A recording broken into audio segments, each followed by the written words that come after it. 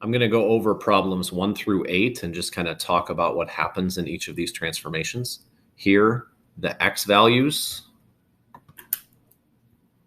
move to the right 3, and the y values move down 4.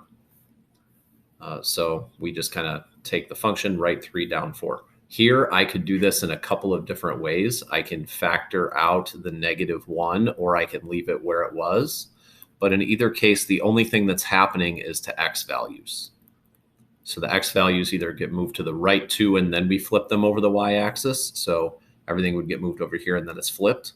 Or I can flip the original black one over the y-axis and then move them to the left 2. In either case, I end up with the same thing that I get here.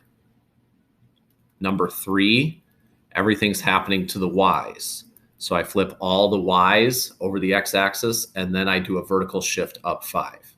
So everything gets flipped down here, then I move it up 5. This one, I have x values that are horizontally stretched 1/2. So I multiply all the x values by 1/2. I know stretch is kind of a weird word with 1/2, but then the y's get moved up 3. Now, technically, I could do these in either order because this is happening to the x's and this is happening to the y's. So it doesn't really matter that much because those x's and y's, they're happening to different values there. So in 5 and 6, notice that with x, everything is getting multiplied by 3 or multiplied by the reciprocal of 1/3.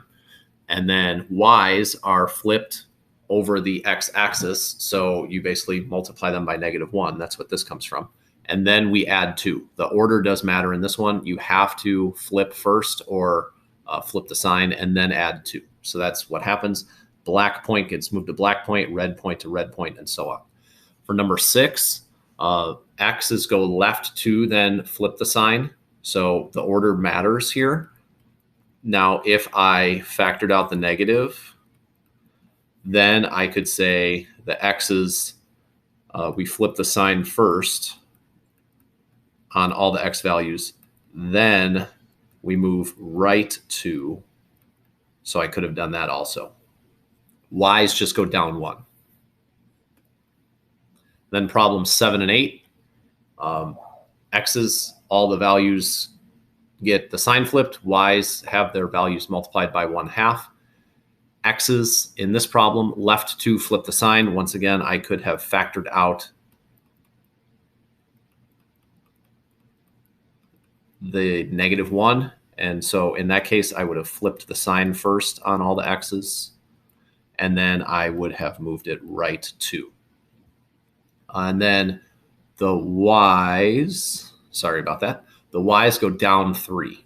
So I take all the y values and move them down 3 of whatever happens to this point. Okay, so whatever happened to, for example, this point at 5, 2. So the x's are left 2 and then we flip the sign. So this one's going to get transformed to x equals -3. And then the y's get moved down 1. So this point gets moved over to here.